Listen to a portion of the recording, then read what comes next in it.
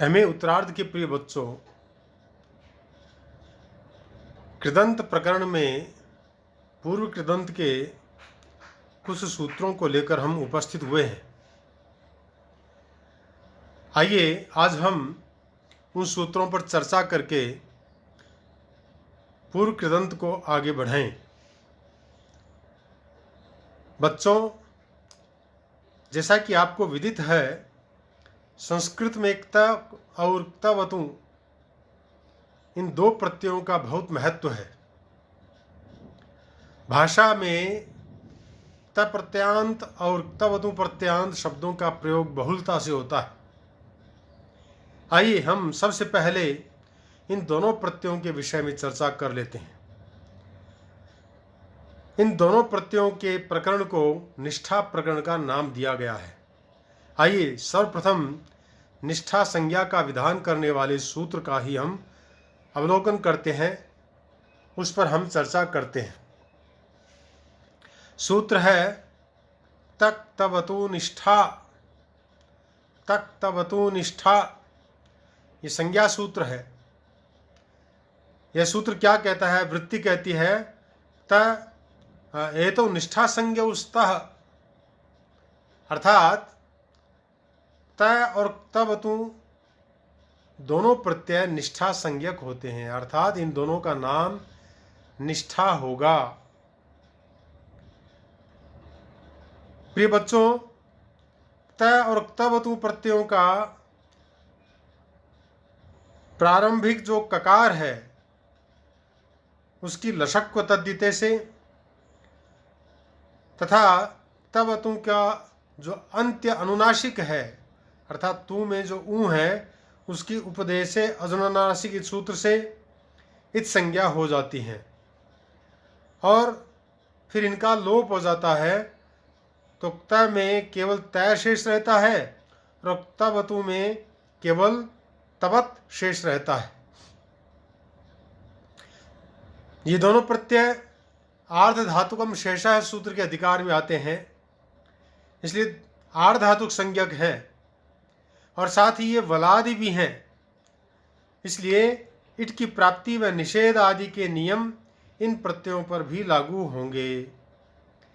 इनमें ककार अनुबंध, गुणवृद्धि निषेध अथवा संप्रसारण आदि कित कार्यों के लिए तथा ओंकार का अनुबंध उगितश्च सूत्र से उगित आदि कार्यों के लिए जोड़ा गया है।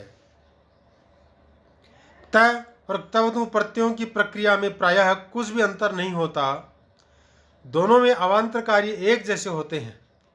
तान शब्द के अंत में वत अधिक जोड़ देने से तवतु प्रत्यांत शब्द बन जाता है। यह सरलता से जानने के लिए कुछ बातें आपको बताई गई थी। तो संज्ञा सूत्र था तक तवतु निष्ठा। इसने यह कह दिया कि आगे के सूत्रों में जहाँ भी निष्ठा शब्द आएगा तो उसका अर्थ होगा त और तवतु प्रत्यय। आइए अग्रिम सूत्र को हम लेते हैं और निष्ठा प्रत्ययों का विधान कैसे कर रहे हैं, किस अर्थ में कर रहे हैं, यह हम जानते हैं। अगला सूत्र है निष्ठा। यह विधि सूत्र है।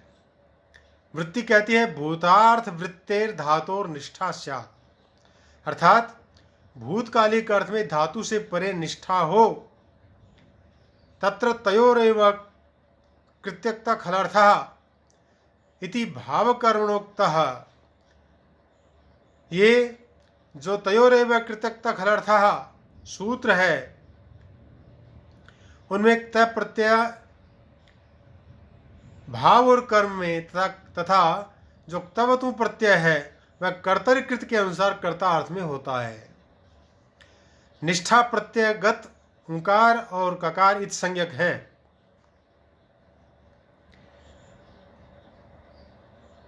अब यहां पर हम सबसे पहले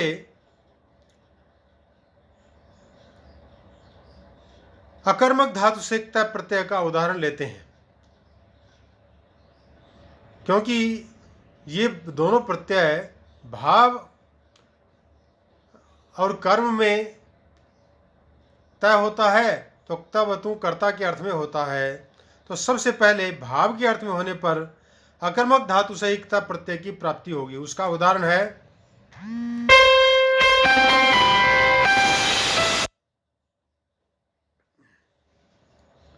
स्नातम मया, मुझसे नहाया गया।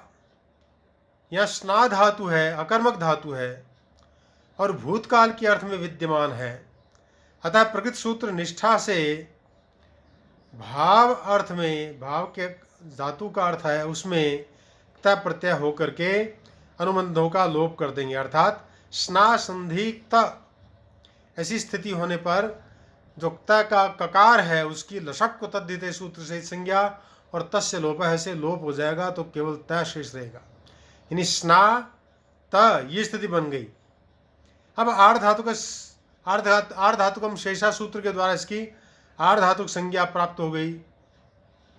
आर्ध धातुक संज्ञा होते ही आर्ध धातुक शेड बलादे सूत्र से इट का आगम होता है, लेकिन एकाच उपदेशे अनुदात्ता सूत्र से उसका निषेध हो जाता है, अर्थात इट का आगम नहीं होता है।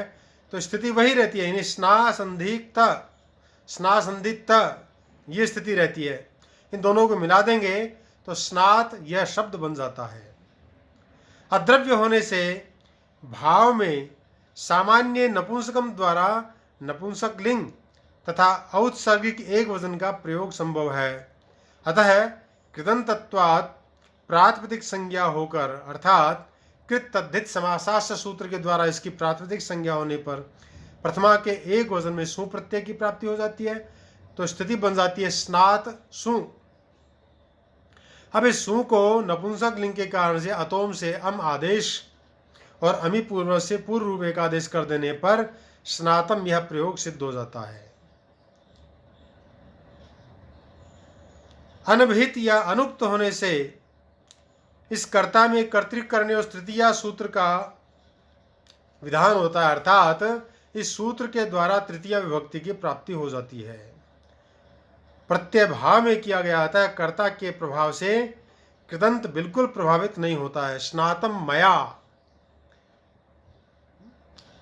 यहां पर मया जो है वह अहम का तृतीया का एक वचन का रूप है, क्योंकि स्ना धातु से भूतकाल के अर्थ में, भाव के अर्थ में यहां पर क्ता प्रत्यय का विधान किया गया है। इसलिए जो कर्ता है उसको कर्तृक करने और तृतीया सूत्र के द्वारा तृतीया की प्राप्ति होने पर वह मया बन गया है। और स्नातम, मया स्नातम अर्थात मैंने स्नान कर लिया है, अर्थात मेरे द्वारा स्नान किया गया, यह अर्थ यहाँ पर प्राप्त हो जाता है। इसी प्रकार सकर्मक धातु में जब क्ता प्रत्यय करते हैं तो उसका उदाहरण दिया है स्तुतः त्वया विष्णु, अर्थात तूने विष्णु की स्तुति की है या तेरे द्वारा विष्णु की स्तुति की गई। यहाँ भी स्तु धातु है, सकर्मक धातु है, अतः भूतकाल के अर्थ में इस धातु से निष्ठा सूत्र से कर्म में क्ता प्रत्यय की प्राप्ति हो गई, अर्थात जो स्तु धातु है उसको क्ता प्रत्यय हमने कर दिया, तो स्तु प्लस क्ता। अब यहाँ पर अनुबंध का हम लोप कर देंगे, अर्थात क्ता के जो क है उस ककार की लशक को तद्धिते से संज्ञा और तस्य लोपे से लोप हो जाएगा, तो केवल त शेष रहेगा, स्तु प्लस त, दोनों को मिला देंगे स्तुत, ये स्थिति बन गई। यहाँ भी पहले के समान इट का निषेध हो जाएगा, क्योंकि यहाँ पर आर्ध धातुकम शेषा सूत्र के द्वारा आर्ध धातुक संज्ञा प्राप्त होती है। आर्ध धातुक संज्ञा प्रत्यय के परे रहने पर आर्ध धातुक शेड बलादेश सूत्र के द्वारा इट का आगम होता है, लेकिन उसका किंगित च सूत्र से निषेध हो जाता है। लेकिन यहाँ प्रत्यय कर्म में हुआ आता है, कर्म जो है यहाँ पर विष्णु, उसके अनुसार कृदंत जो शब्द है ये स्तुत, उसे लिंग और वजन प्राप्त होकर के यानी सु की प्राप्ति हो जाएगी। विष्णु पुल्लिंग का एक वचन का रूप है, इसलिए स्तुत को भी सु की प्राप्ति होने पर उसका रुंत विसर्ग होने पर स्तुता है ऐसा बन जाएगा।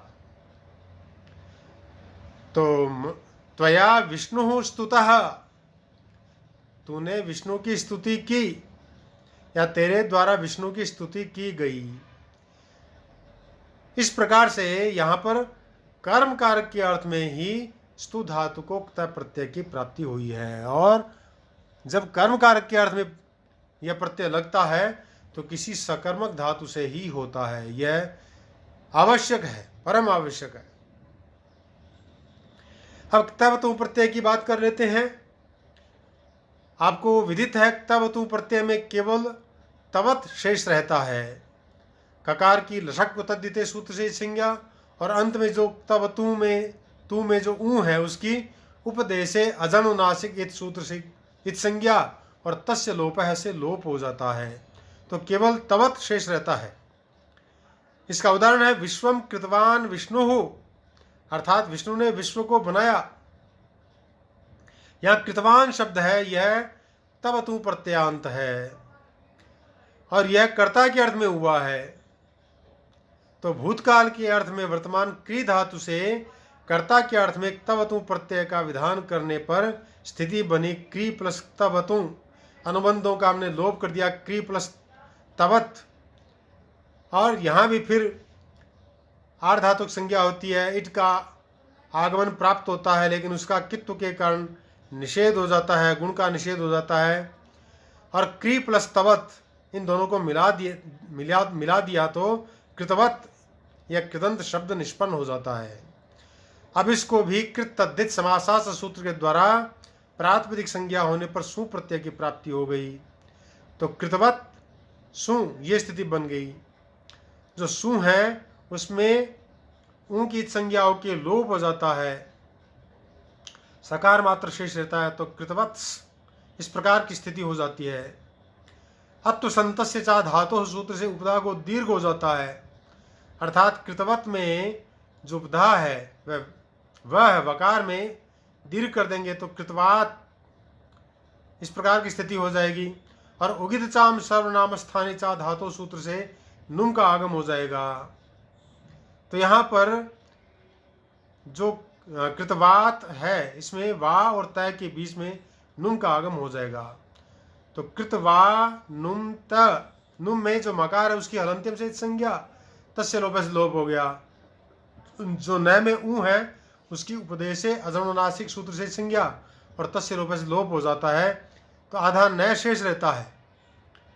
तो कृतवान त ये स्थिति बन गई, कृतवान त। अब यहाँ पर नकार से परे तकार है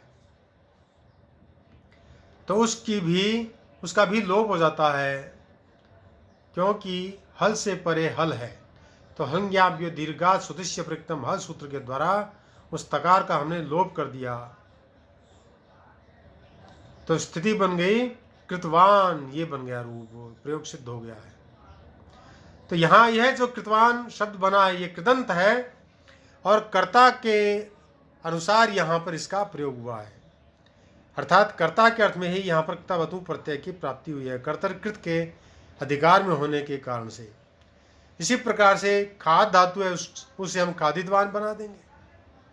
अहम फलम खादितवान, त्वम फलम खादितवान, स फलम खादितवान, आवाम फलम खादितवन्तौ।